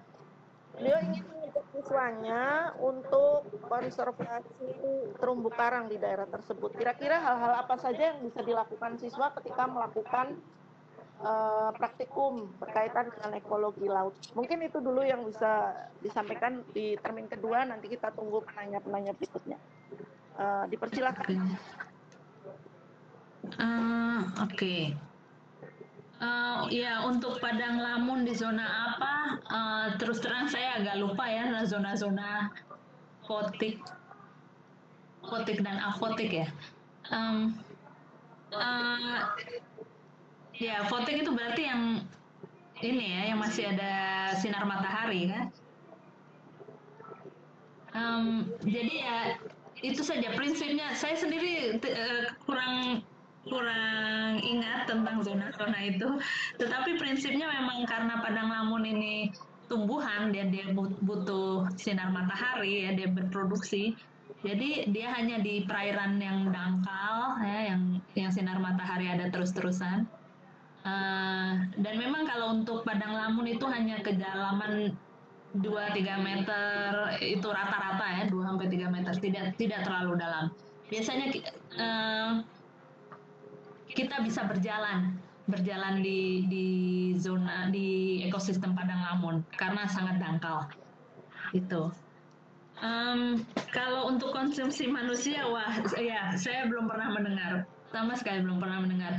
Tapi memang karena fungsinya tumbuhan primer ya, itu untuk binatang-binatang lain ya, untuk biota-biota lain, nah itu yang baru kita manfaatkan. Jadi bukan langsung dari rumput laut. Nah, saya belum pernah mendengar. Rumput laut salah, Padang Lamun. Oke, baiklah. Sekarang ini pertanyaan menarik ya. Apa yang bisa dilakukan siswa untuk praktikum? Ya, memang susahnya adalah terumbu karang ini ya, kita harus mungkin sedikit berenang. Dan ini juga menjadi masalah saat saya ke sekolah-sekolah itu, ternyata berenang itu masih bukan kegiatan yang yang normal, yang umum dilakukan gitu ya. Mungkin orang banyak yang bisa naik sepeda, tapi kalau berenang ini termasuk kegiatan yang jarang dilakukan orang. Jadi memang agak susah juga apa yang harus dilakukan untuk praktikum untuk konservasi terumbu karang tanpa berenang. Kalau bisa saya sarankan, ini lebih baik hubungi saja kontak seperti misalkan badan konservasi yang ada di sekitar Banyuwangi ya, BKSDA atau apa. Kalau misalkan itu adalah sudah daerah konservasi, ya hubungi saja pengelolanya. Jadi apa yang bisa dilakukan oleh anak-anak sekolah. Ya, karena biasanya kalau seperti waktu saya di kuliah di biologi itu ya, kami memang harus sedikit berenang ya, menggelar transek ya. Jadi menggelar transek di terumbu karang, lalu belajar mengidentifikasi, oh ini bentuk terumbu karang keras, ini karang keras, ini karang lunak, ini biota apa, itu praktikum yang dilakukan. Tetapi ya harus diwaspadai kemampuan berenang anak-anak. Kalau sebagian besar tidak bisa berenang atau takut air ya itu lebih baik jangan terlalu dipaksakan. Itu saja sih saran saya. Baik Ibu, terima kasih penjelasannya. Ya, mungkin tadi itu adalah daerah yang bisa ditembus oleh cahaya matahari ya, karena di sini Lamun butuh kemungkinan besar di daerah tropis gitu ya. Iya. Baik, ini tadi berkaitan dengan potensi makanan bagi manusia untuk ekosistem Padang Lamun ya. sejauh ini memang belum ditemukan, tapi ini kan membuka potensi ketika akan ada riset ya, mungkin alternatif yang berasal dari rumput laut ya. Jadi memang untuk untuk konservasi laut ini masih terbuka banyak sekali penelitian. Baik. Iya. Mungkin karena takut tenggelam Bu ya. Saya aja kalau tenggelam. Ya, tapi untuk penelitian itu ya, makanya kita harus bekerja sama juga ya. Jadi tidak harus kita yang mengambil sampel, itu mungkin bisa orang lain yang lebih bisa. Jadi kita hanya di laboratorium. Ini kan tergantung potensi diri kita masing-masing ya. Kalau memang kita lebih potensinya lebih berada di balik meja ya atau di balik mikroskop, ya sudah di situ saja, biarlah orang lain yang mengambil sampelnya, nanti kita yang meneliti, itu bisa diatur, yang seperti itu bisa diatur. Iya, baik sekali. Baik, ini yang tadi bagus sekali sarannya ya, untuk lebih amannya menghubungi kontak BKSDA ya, Badan Konservasi Sumber Daya Alam. Kalau sebenarnya saya juga pernah praktikum biologi laut itu di Jogja ya. Itu para praktikan itu harus datang pagi, jadi tidak perlu ke laut, tapi pada kondisi surut kita melakukan inventarisasi. Di situ ada hewan-hewan vertebrata banyak di laut, rumput laut yang tampak, kemudian nanti kita bawa ke lab sampel-sampelnya, kemudian dikasih. Nah ya itu kegiatan yang lebih aman ya, seperti itu. Cuma waktunya paling terbatas sampai jam 8 karena air laut nanti akan naik lagi menjelang siang. Ya, nah jadi memang harus memperhatikan pasang surut, karena nah itu harus diingat juga. Jadi kalau saat bulan purnama dan bulan mati itu biasanya yang paling besar pasang dan surutnya. Jadi yang surutnya sampai jauh sekali. Nah itu jadi ya harus memperhatikan kondisi pasang surut itu. Betul Ibu. Ini ada penanya lagi, kelihatannya diskusi kita ya. Ini ada yang menanyakan bahwa nilai biologi apa yang bisa diambil dari konservasi ekosistem laut Padang Lamun ya. Kemudian ada pertanyaan yang berikutnya, yaitu bagaimana usaha preventif yang sudah dilakukan untuk penelitian penggunaan bakau untuk konsumsi dan untuk obat-obatan, Bu.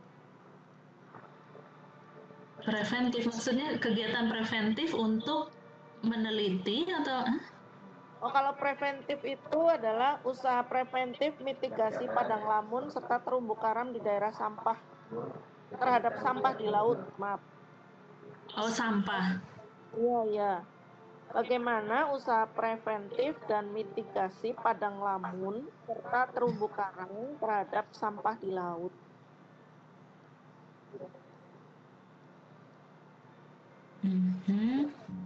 Pencegahan sampah laut di daerah padang lamun dan terumbu karang. Itu kalimatnya itu.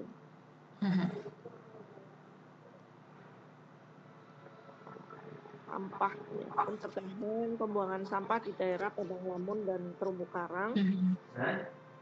Ya, kemudian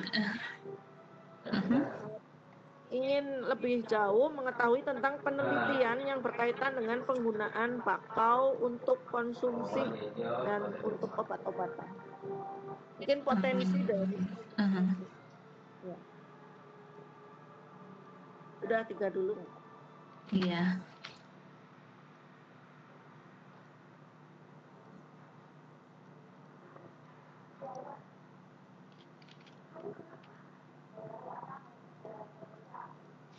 Ya, jadi baik, terima kasih ya. Kalau ditanya apa nilai biologinya padang lamun, ya itu ya produsen primer, sama seperti tumbuhan di darat. Jadi itu ya produsen ya. Kalau kita belajar piramida makanan itu kan produsen yang paling bawah ya, yang untuk memberi makan dan meneruskan rantai makanan itu kan awalnya dari tumbuh-tumbuhan ya. Itu dia fungsinya si padang lamun. Jadi ya itu jawaban saya. Saya tidak tahu apakah itu menjawab atau tidak. Mungkin nanti ada pertanyaan berikutnya lagi. Untuk kegiatan preventif terhadap sampah di laut, ini pertanyaan bagus sekali ya. Ini memang masalah sampah di laut. Dan ini seperti saya bilang tadi, bahwa apa yang ada di laut itu juga berawalnya dari hulu atau dari darat juga ya. Dan ini masih menjadi masalah. Tentunya cara preventifnya adalah mengelola sampah. Jadi bagaimana pengelolaan sampah kita ini lebih baik lagi supaya tidak sampai di laut dan mencemari padang lamun, terumbu karang dan lain-lain. Ya itu PR kita semua. Memang harus memisahkan sampah, kita harus memisahkan sampah ya, dan benar-benar membuangnya.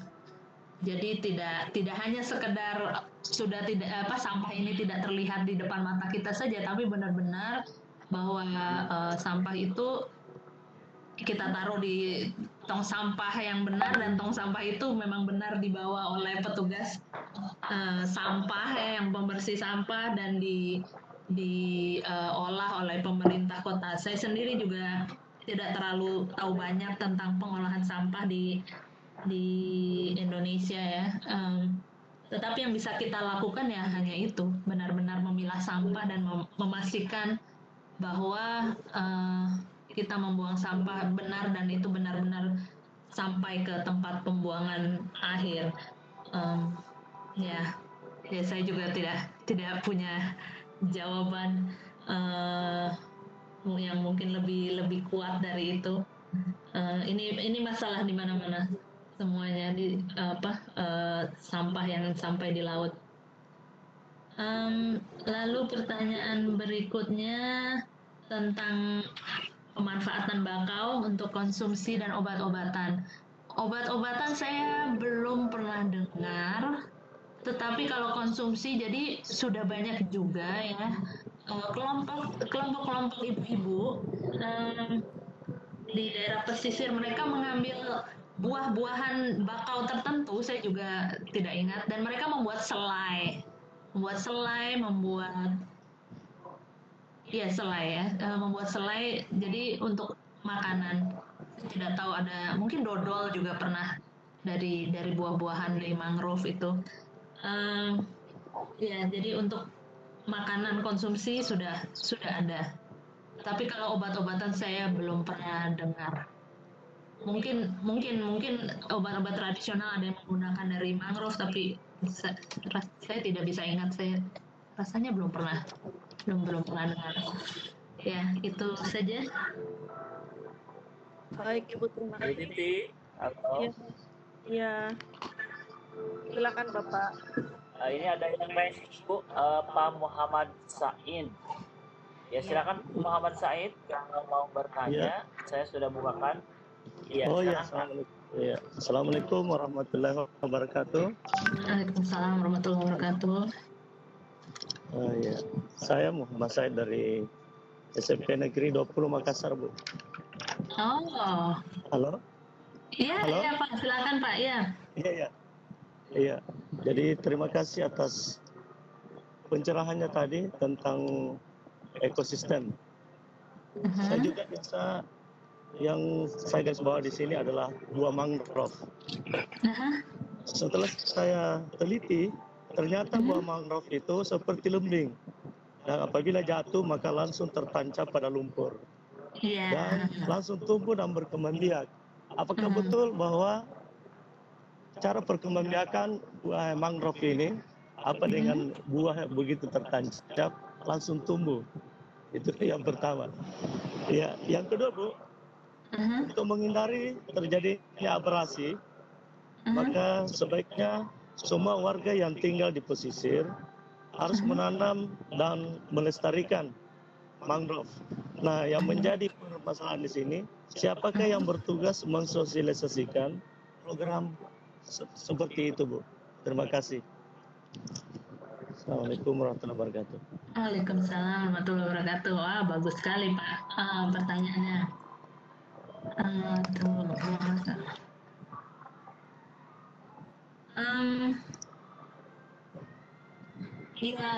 Soal perkembangbiakan mangrove. Jadi ya ini terus terang saja ya. Jadi saya ini semakin lama bekerja di bidang konservasi laut ini, semakin jauh saya meninggalkan biologi dan ekologinya.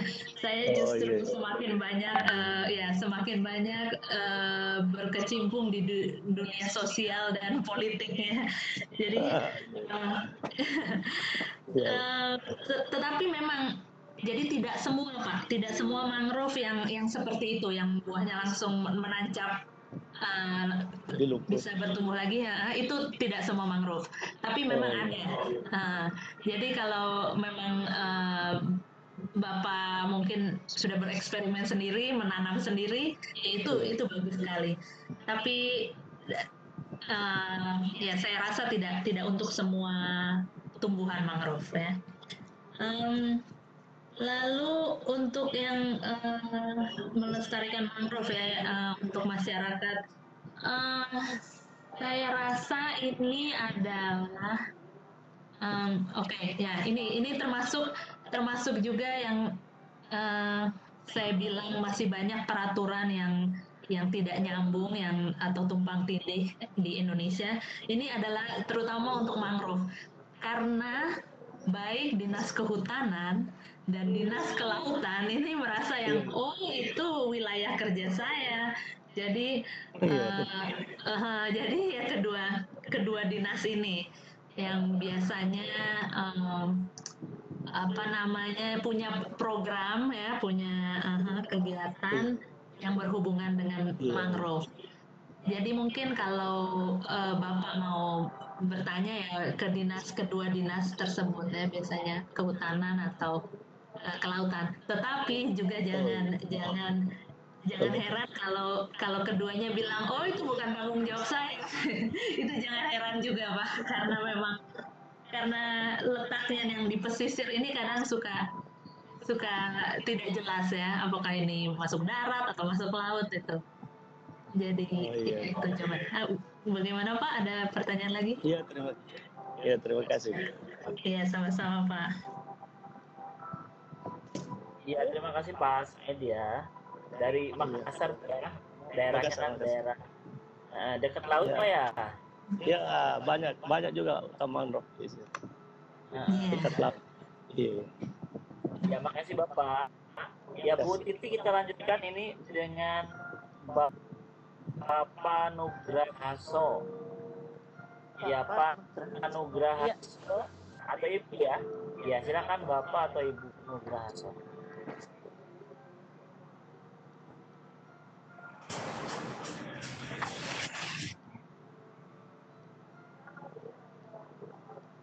Halo Pak. Halo Pak Nugrahaso.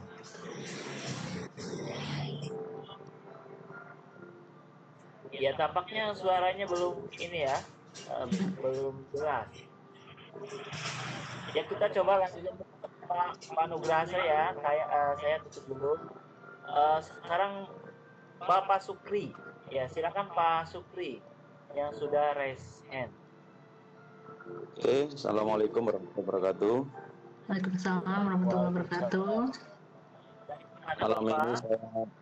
Malam ini saya senang sekali bisa berjumpa dengan narasumber yang memberikan pencerahan berkaitan dengan ekologi. Terima kasih. Tapi memang permasalahannya cukup kompleks, di mana permasalahan sekarang ini semakin bergusurnya terumbu karang, kemudian hutan mangrove dan seterusnya, sehingga wilayah Jawa Timur terutama pantai-pantai utara itu abrasinya menjadi permasalahan tersendiri. Dan berkenaan dengan hal tersebut, sebagaimana saya tuliskan di sana, tampaknya orang-orang kampus yang memang menekuni di bidang itu merekomendasikan kepada yang berwenang, artinya orang-orang pusat yang berwenang, supaya kegiatan konservasi untuk wilayah ekologi laut, terutama Padang Lamun, kemudian daerah-daerah littoral dan seterusnya itu bisa menjadi lebih optimal. Anak-anak, ini karena saya guru dari Mandua Kota Malang, itu secara laut itu senang. Dan itu butuh waktu memang cukup lama, sehingga tersendiri biasanya bagaimana guru-guru yang lain itu mengizinkan, karena nggak cukup banyak 2 jam 3 jam mereka bisa. Padahal untuk materi kelas 10 tingkat SMA itu kalau mereka ke laut dia akan melihat objek secara langsung, dan itu menumbuhkan karakter bagaimana kecintaan dia untuk ke daerah-daerah terumbu karang dan seterusnya itu, sehingga keterlibatan anak dalam mengamati semakin berdesaknya terumbu karang ini menimbulkan kesadaran kepada anak-anak untuk membangun citra positif kepada masyarakat di sekitar. Nah, yang ingin kan sejauh mana peranan pada kampus, terutama para pakar itu, untuk merekomendasikan hal yang penting ini kepada orang pusat, sehingga programnya itu nanti mendapatkan support yang luar biasa. Karena tadi sudah disampaikan bahwa pada saat kita kemudian mau ikut turun tangan sebagai pelajar, berhadapan dengan tadi sudah disampaikan, saling coupling. Padahal kalau sudah dikelola seperti tadi itu, penduduk pantai sangat menyenangkan. Jadi profesional itu ternyata hasilnya lebih maksimal, dan konservasi bisa jalan, kelestarian bisa dijaga. Demikian yang kami tanyakan, bagaimana peran kampus ini yang kita harapkan untuk membuat rekomendasi ke pusat. Terima kasih. Terima kasih Pak. Ya itu. Iya, ini memang masalah yang tidak hanya masalah di konservasi laut, sebetulnya di semua bidang. Apa sih bagaimana peran kampus ini untuk memberi rekomendasi ke pemerintah setempat atau pemerintah pusat? Jadi ya ini juga memang aspek politiknya ya. Jadi banyak yang tidak nyambung memang. Sepertinya kampus ini bergerak sendiri dan pemerintah ini tidak memanfaatkan kampus-kampus yang ada sebagai sumber sumber pengetahuan ya untuk membuat kebijakan. Ini kan harus ada landasan pengetahuan ya. Tetapi kenyataannya belum begitu terjalin dengan baik. Jadi memang agak susah.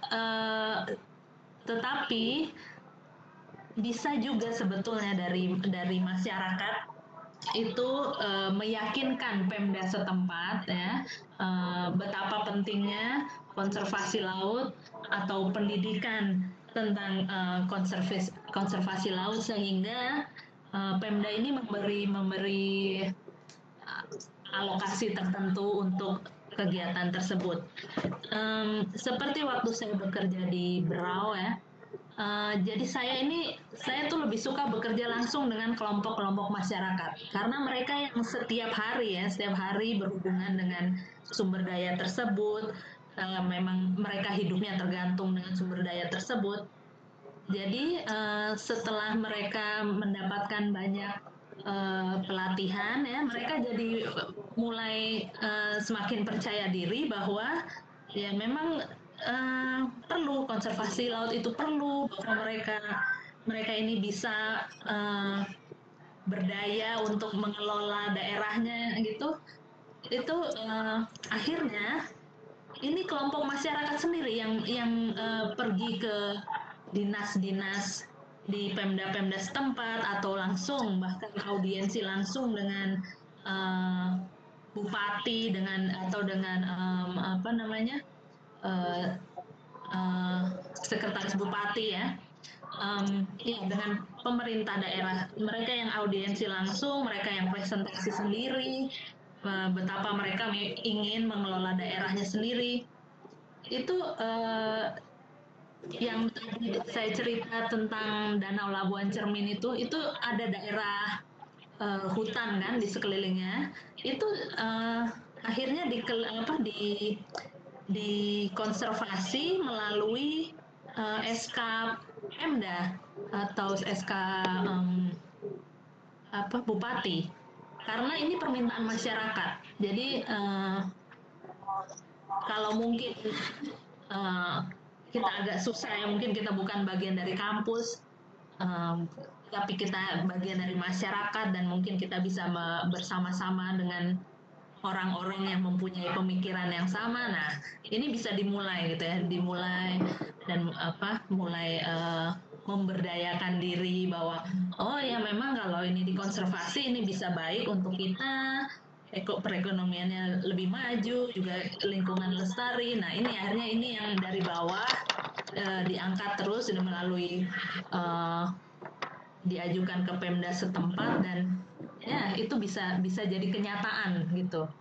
Jadi tidak harus bergantung kepada kampus saja. Itu menurut saya, atau itu berdasarkan pengalaman saya. Terima kasih Bu, bagus sekali, insya Allah kita akan coba. Saya berdoa juga Pak dari sini. Ya, ide yang bagus tadi, ya nanti akan kita coba. Tampaknya kita harus punya tim sepertinya, meskipun di sekolah itu bersama dengan beberapa sekolah itu punya tim yang kemudian bisa mengajukan ke dinas terkait atau pemerintah yang nanti punya wewenang. Terima kasih. Sama-sama Pak ya. Iya, terima kasih Pak Supri ya. Mudah-mudahan bisa ditindaklanjuti ya dengan hal-hal yang pasti, karena memang permasalahannya ya begitulah ya. Kita lanjutkan dengan Bapak Nugrahaso. Ya, silakan. Pak Nugrahaso, silakan. Sudah saya unmute. Ya Pak, terima kasih sebelumnya. Ya, silakan Bapak. Ya, tadi saya sudah mendengar tentang pembudidayaan ya tanaman lamun ya. Itu, Iya. untuk lamun itu bisa dikonsumsi untuk manusia nggak Pak? Ibu, maaf. Saya belum pernah dengar Pak. Saya belum pernah dengar. Saya kan rumput laut kan sejenis rumput laut ya. Kan rumput laut agar-agar. Ini bukan rumput laut. Ini tanaman seperti rumput kalau di darat. Jadi kalau kita saja belum makan rumput di darat ya, mungkin kita belum bisa makan rumput yang di laut. Jadi saya belum pernah mendengar. Oh ya Ibu, terima kasih Bu atas informasi. Sama-sama Pak.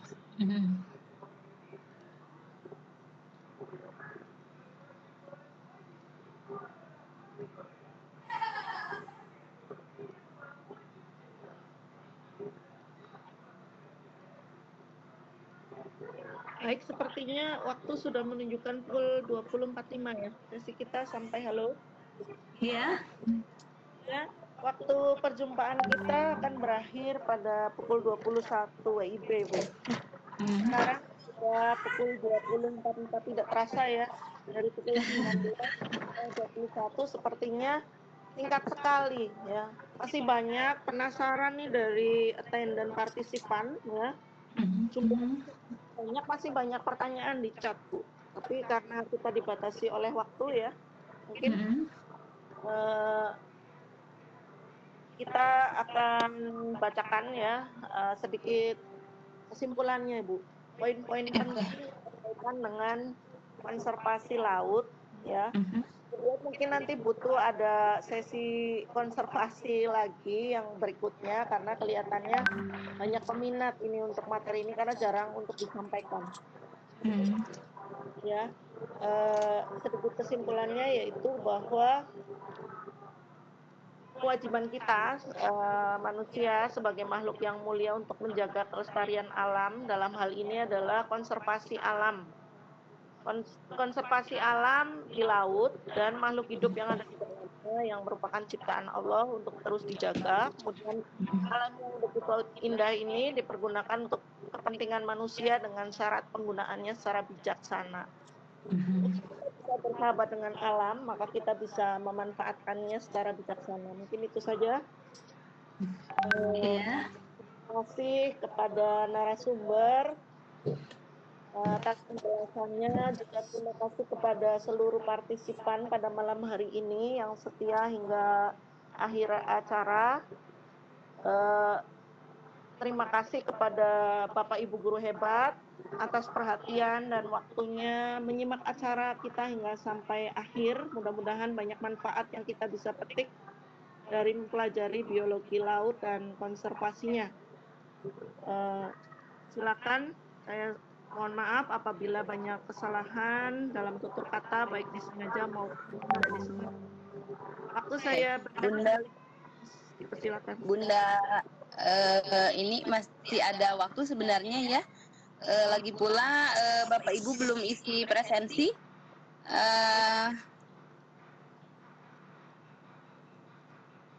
Silakan Bu Neng, silakan dilanjut. Oke. Sepertinya masih ada waktu. Kita 15 menitan lagi ya, Bun. Namanya lain ya? Iya. Ya. Ini dari peserta juga ada yang minta linknya, Bu. Iya, bagaimana ini? Saya kirim kemana ini? Kita ada grup PA biologi berbagi, mungkin diberikan kepada kami di sini. Kemudian kita bisa share. Karena filenya ini cukup besar, jadi saya tidak tahu harus bagaimana. Saya Bu Neng, saya kirim melalui email aja, Bu. transfer. Email saya? Enggak, saya sudah mengirim ke. Coba tolong dicek apakah bisa dibuka atau tidak. Kalau tidak, mungkin kita pikir bagaimana caranya.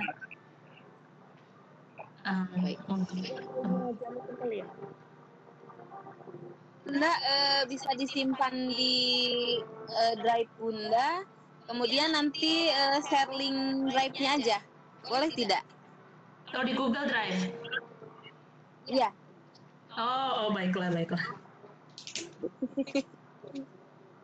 Oke.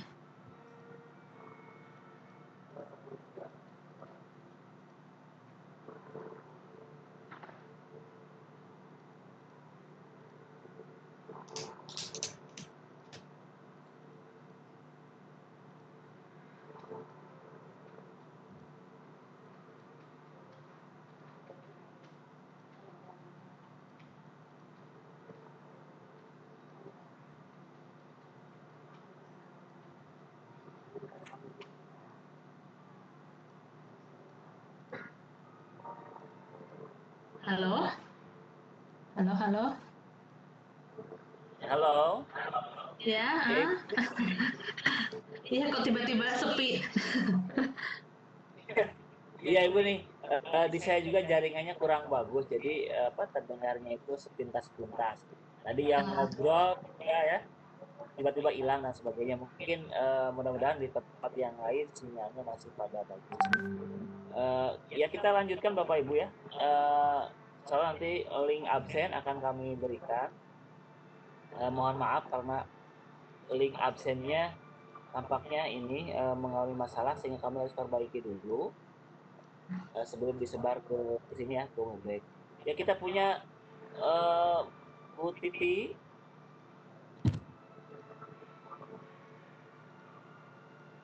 Halo Bu Titi. Ya, halo. Ya, halo. Kita punya 10 menit lagi Bu. Bisa dimaksimalkan Bu untuk oh nggak ada, suara saya nggak ada Bu. Halo. Iya jelas Bu, yang Ibu jelas. Saya nggak bisa mendengar suara Bapak. Oh iya, ya dilanjutkan aja dulu Bu. 10 menit tersisa.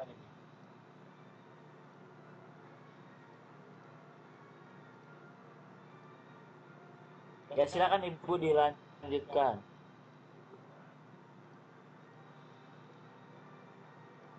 Iya baik, ini masih 10 menit sambil menunggu link presensi dan lain-lain. Ini ada pertanyaan dari guru SMA Negeri 1 Sabang. Halo. Oh ya. Alhamdulillah.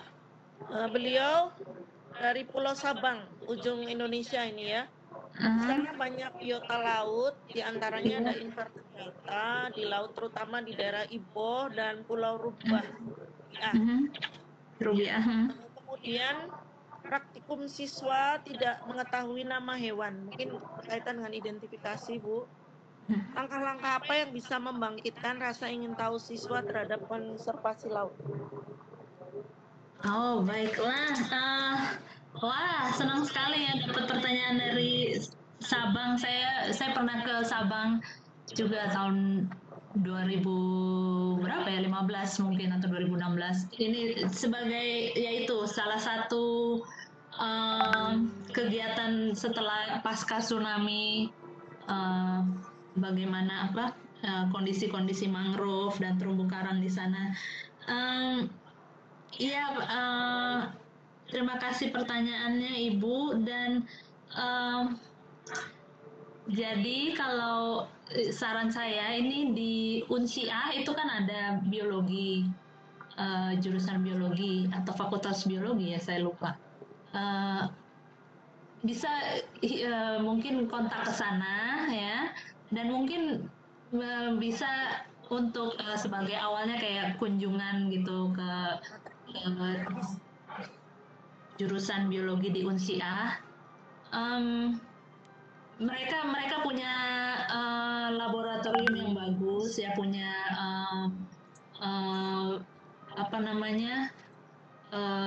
karya-karya penelitian di bidang biologi laut yang bagus. Jadi coba saja jalin komunikasi dengan mereka, mungkin bisa juga melakukan kunjungan. Nah, ini adalah awal ya untuk membuka mata siswa-siswa apa sih atau kasarnya tuh kalau mau bekerja di bidang biologi laut tuh kerja macam apa sih ya, ini bisa membuka mata mereka, kegiatan-kegiatan apa atau penelitian apa, bidang pekerjaan apa yang bisa dilakukan, itu bisa mereka bisa melihat secara langsung. Jadi coba saja jalin komunikasi dengan Unsia dengan jurusan biologi.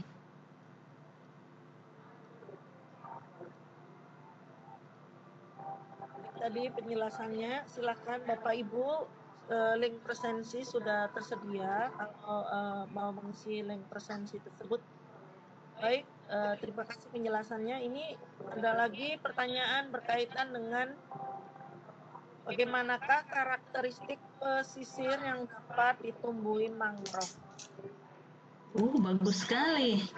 Daerah pesisir yang dapat ditumbuhi mangrove. Mungkin apakah semua daerah pesisir bisa ditumbuhi mangrove atau tidak? Kemudian pertanyaan kedua adalah potensial mangrove untuk ekonomi dan konservasi di Indonesia. Bagaimana potensinya?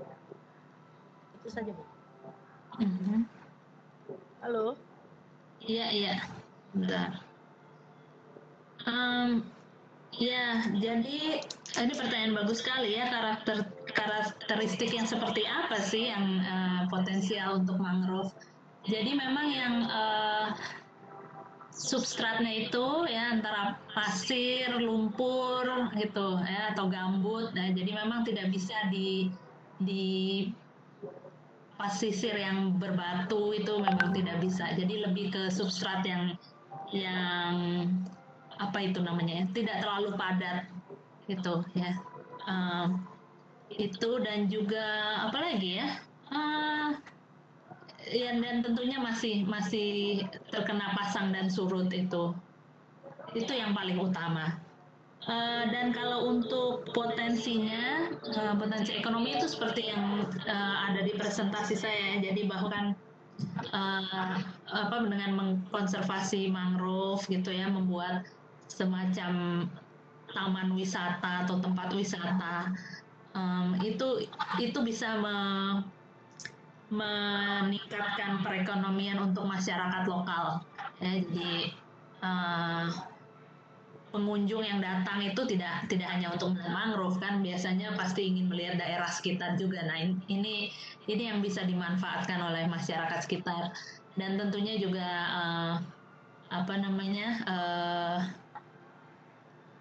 sekolah-sekolah di sekitar tempat mangrove tersebut juga bisa belajar langsung di mangrove untuk melihat secara langsung tentang mangrove dan belajar tentang mangrove.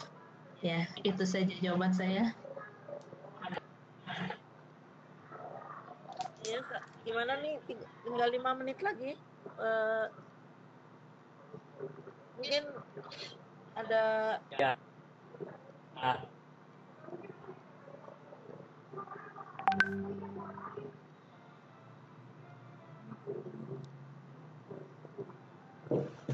Bunda Titi, silahkan sampai sini.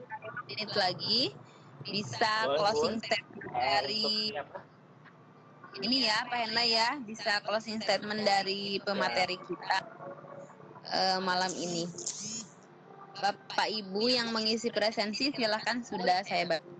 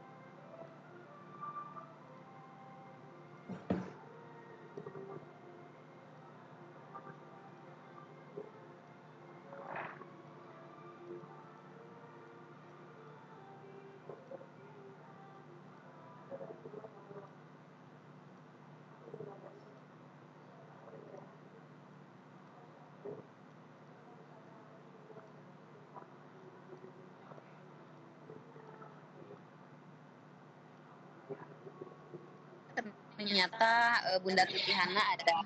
Ini Pak Hendra, terdengar suara. Halo? Oke.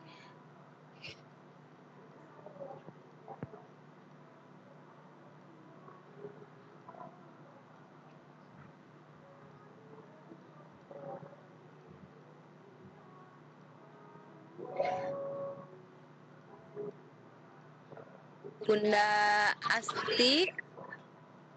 Ya Bu. Baik Bapak Ibu, karena moderator ini ada kendala jaringan, beliau tidak bisa mendengar suara apa-apa katanya. Oke, saya lanjutkan. Bunda Asti mungkin bisa memberikan closing statement untuk acara kita malam ini. Mungkin ada pesan atau apa ya kepada para guru di Indonesia yang saat ini hadir di sini, Bun. Waduh, saya terus terang tidak tahu harus bilang apa. Terima kasih sudah mendengarkan. Terima kasih juga bila tertarik, itu sangat-sangat apa ya, sangat berarti, sangat besar, bukan hanya untuk saya tetapi juga untuk Indonesia ya, karena seperti kita tahu kita ini negara kepulauan, negara maritim, tetapi masih sedikit sekali yang mau bergerak atau ya masih belum banyak orang yang bekerja untuk di bidang kelautan dan konservasi laut. Jadi saya harap ini bisa menjadi awal untuk semakin banyak orang yang bekerja di bidang kelautan dan konservasi laut. Itu saja dari saya. Baik. Sekali Bunda sudah berkenan hadir di kegiatan kami. Ini jauh-jauh dari Jerman. Saya repot untuk berbagi pengalaman dan ilmu pengetahuannya di sini. Ini sebuah kehormatan bagi kami Bunda bisa hadir. Jangan bosan-bosan, mungkin apabila di suatu waktu nanti kami menghubungi lagi. Ya, mungkin bukan masalah bosannya, masalah bisa atau tidaknya saya yang tidak tahu. Iya Bunda. Baik Bapak Ibu, terima kasih atas kehadirannya. Alhamdulillah acara kita malam ini lancar dan tadi yang hadir di room ini hampir mencapai 100 dan ada lagi yang ada di streaming YouTube lumayan lebih banyak dari yang di room. Karena mungkin jaringan, betul saya juga kesulitan tadi sedikit ada lost connection.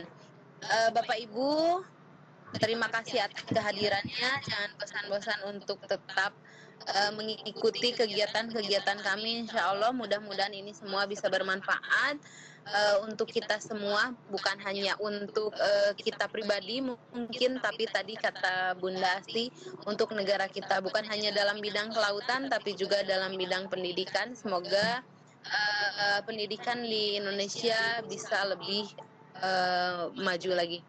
Itu mungkin dari kami panitia MGMP Biologi Berbagi. Acara ini juga didukung oleh Kemenak RI, Direktorat GTK, kemudian oleh PSMK, Direktorat PSMK, dan oleh ini juga oleh World Bank. Karena ini room back-nya difasilitasi oleh mereka. Baik Bapak Ibu, kita tutup acara ini dengan ucapan hamdalah bersama-sama. Alhamdulillah. Alhamdulillah. Akhirul kalam dari saya sebagai panitia MBB. Wallahul muwaffiq ila aqwamit thoriq. Wassalamualaikum warahmatullahi wabarakatuh.